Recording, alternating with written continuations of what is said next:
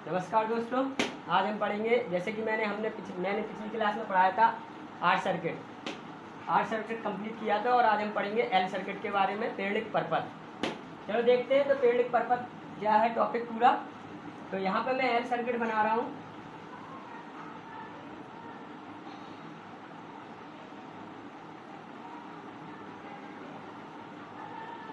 तो दोस्तों यहाँ पर एल सर्किट को प्रदर्शित किया गया है। एल मतलब इंडक्टर, इंडक्टर मीन्स होता है कॉइल, कोई भी कुंडली।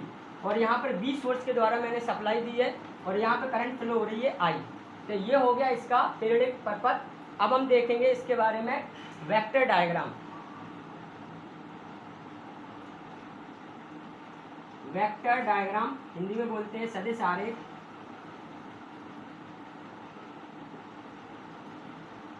तो दोस्तों हम जानते हैं कि पीरियडिक परपथ में करंट वोल्टेज से 90 अंश पश्चगामी होती है। पश्चगामी का मतलब होता है लैगिंग, अर्थात वोल्टेज से करंट 90 अंश पीछे रहेगी। अगर मैं इसका वेक्टर डायग्राम खींचूं तो यहाँ पर मैंने वोल्टेज V लिया है और करंट जो होगी वो 90 अंश पीछे होगी। तो यहाँ से हम 90 अंश पीछे चलेंगे तो ये होगी करंट, ये 90 अंश पीछे। ये इसका दोस्तों वेक्टर डायग्राम बन गया है। ये आपको समझ में आ गया होगा। अब हम चलते हैं वेव डायग्राम की तरफ।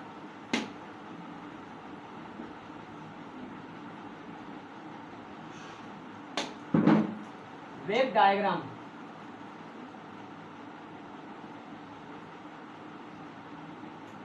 मैं यहाँ पर वेव डायग्राम खींचूंगा। तो यहाँ पे मैंने टाइम लिया है t और यहाँ पर हमारा रहेगा वोल्टेज और करंट। सबसे पहले मैं वोल्टेज की वेव खींचूंगा। ये मैंने यहाँ पर वोल्टेज की वेव खींच ली है। अब हम जानते हैं कि पीरियडिक परपथ में जो करंट होती है वो 90 अंश पीछे होती है।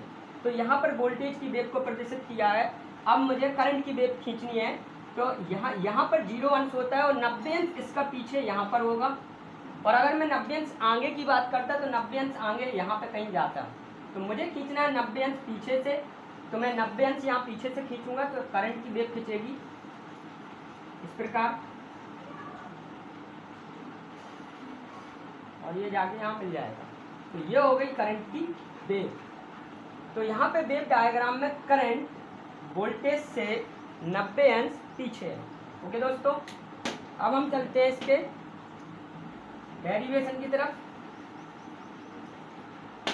तो फिर से मैं पीरियडिक परपथ बना देता हूँ।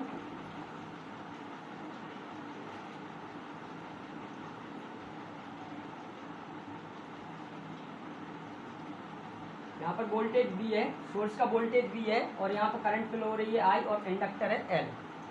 ठीक, तो यहाँ पर ये सोर्स है और हम जानते हैं कि जब किसी भी सर्किट को वोल्टेज V देते हैं तो सबसे पहले उसका तात्क्षणिक वोल्टेज मान जाता है। तो यहाँ पे सोर्स बोलेंगे हम और जब ये पूरी करंट इसमें फ्लो होगी तब ये परपथ बन जाएगा सर्किट। तो सबसे पहले मैं यहाँ पे लिखूंगा AC सोर्स का तात्क्षणिक वोल्टेज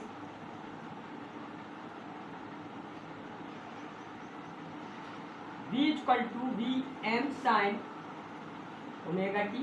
तात्क्षणिक वोल्टेज मैंने पिछली वीडियो में समझाया था।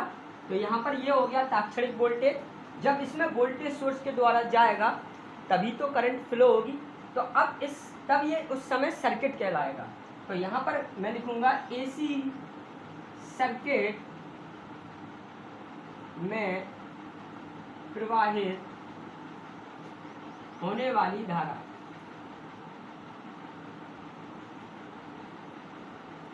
तो इंडक्टर में कितनी करंट फ्लो होती है उसका फार्मूला होता है I = 1/L समाकलन V dt।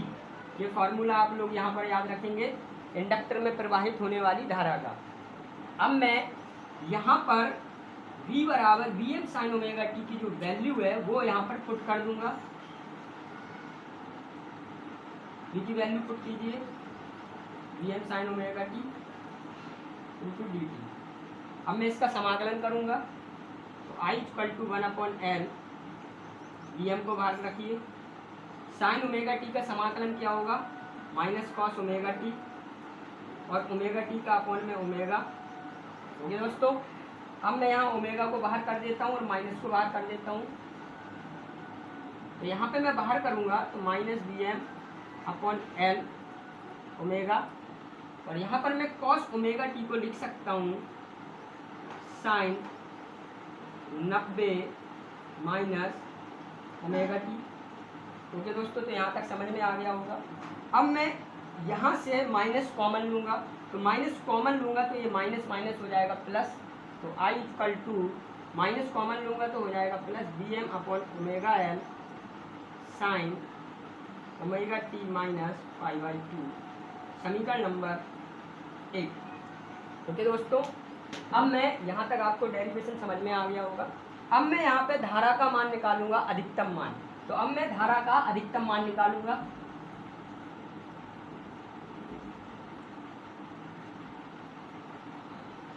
तो धारा का अधिकतम मान कितना होगा?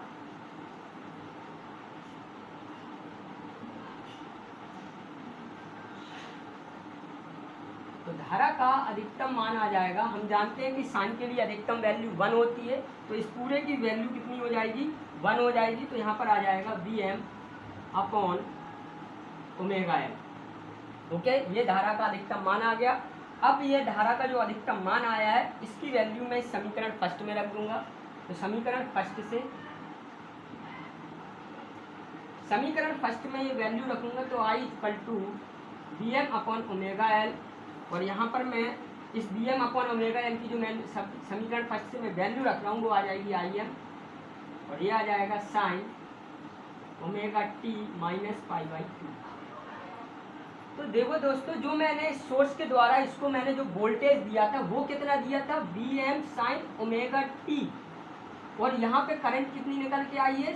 Sign omega T minus pi by 2, यानी कि 90 अंश पीछे। यहाँ पर प्रूव हो चुका है कि करंट वोल्टेज से 90 अंश पीछे होती है। अगर यहाँ ओमेगा टी 120 होगा तो यहाँ पर कितना आएगा फेज? ओमेगा टी 120 माइनस 90 अर्थात 30 आ जाएगा। यानी कि जो वोल्टेज में जितना फेज होगा, करंट में 90 अंश कितना होगा? पीछे हो जाएगा। तो ये बात प्रूव हो चुकी है कि करंट वोल्टेज से 90 अंश पीछे होती है। ओके दोस्तों, तो यहाँ पर ये हमने प्रूव कर दिया कि करंट वोल्टेज से 90 अंश पीछे होती है। अब हम चलेंगे इंडक्टिव सर्किट की पावर के बारे में।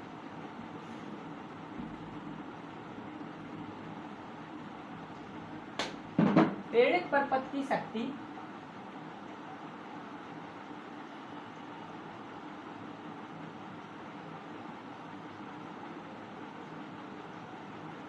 पावर ऑफ इंडक्टिव सर्किट, इसके बारे में निकालेंगे। तो अभी अभी हमने इसमें वोल्टेज कितना दिया था? B M sine omega T, और करंट कितनी निकल कर आई है? I M sine omega T minus pi by 2। अब मैं पावर निकालूंगा, तो पावर होगा P बराबर वी आई। मैं यहाँ पर वोल्टेज और करंट का जो मान आया है वो यहाँ पर पुट कर दूंगा। तो V का मान कितना होगा? V M sine omega T, और करंट का मान रख दूंगा मैं I M sine omega T minus pi by 2। Okay, अब मैं इसमें से माइनस को ले लूँगा कॉमन, तो P equal to D M, minus मैंने यहाँ से कॉमन ले लिया, तो कितना हो जाएगा? यहाँ पर हो जाएगा आई एम, और यहाँ से जब मैं माइनस कॉमन लूँगा तो ये पाई बाई 2 आगे आ जाएगा और ओमेगा टी पीछे चला जाएगा, तो हो जाएगा sine pi by 2 minus omega T. अब P equal to minus V M into I M sine omega T. Sine 90 minus theta को मैं लिख सकता हूँ कॉस थीटा, तो कॉस ओमेगा टी हो जाएगा। अब मैं इसको हल करने के लिए इसमें 2 का मल्टीप्लाई 2 से डिवाइड कर दूंगा। ओके दोस्तों, तो ये बन जाएगा हमारा V M I M upon 2 sine A into cos A, sine 2a बन गया, तो यहाँ पर आ जाएगा साइन 2 ओमेगा टी। अब मैं जो पावर निकालूंगा मैं पूर्ण चक्र के लिए निकालूंगा, पूर्ण चक्र। और जब हम कोई भी छोटे पार्ट का पूर्ण भाग निकालते हैं तो उसके लिए हम क्या करते हैं? समाकलन करते हैं, यानी छोटे रूप को बड़े रूप में कन्वर्ट करना ही समाकलन कहलाता है। तब मैं यहाँ पे पूर्ण चक्र के लिए जो पावर निकालूंगा, तो पूर्ण चक्र के लिए एक पूर्ण चक्र के लिए शक्ति जब मैं निकालूंगा तो P equal to minus Vm/2 समाकलन। और हम जानते हैं कि पूर्ण चक्र कितना होता है, तो पूर्ण चक्र होता है 0 से लेके 2 पाई तक। तो हमारी लिमिट कितनी आएगी, 0 से लेके 2 पाई तक। और मैं यहाँ पे इसका समाकलन करूँगा। जब मैं इसका समाकलन करूँगा तो आप समाकलन तो आते ही होंगे आप सभी को। तो जब मैं इसकी समाकलन करूँगा 0 से 2 पाई तक लिमिट लेके, तो इसकी जो वैल्यू आएगी वो आएगी 0। अर्थात इंडक्टिव सर्किट की जो एब्जॉर्बेशन पावर होती है वो कितनी होती है, 0 होती है। ओके दोस्तों, तो आज हमने ये टॉपिक ख़त्म कर दिया गया है, इंडक्टिव सर्किट ख़त्म हो गया है। अब हम अगली वीडियो में सी सर्किट के बारे में पढ़ेंगे। और अगर हमारी वीडियो पसंद आई हो तो प्लीज़ लाइक करें, सब्सक्राइब करें और बेल आइकन ज़रूर दबाएं ताकि हमारी वीडियो आप तक पहुंच सके। और अगर कोई प्रॉब्लम आती है वीडियो में या क्वालिटी में तो आप हमें कमेंट करके ज़रूर बताएं, हम उसको सॉल्व करेंगे। ओके दोस्तों।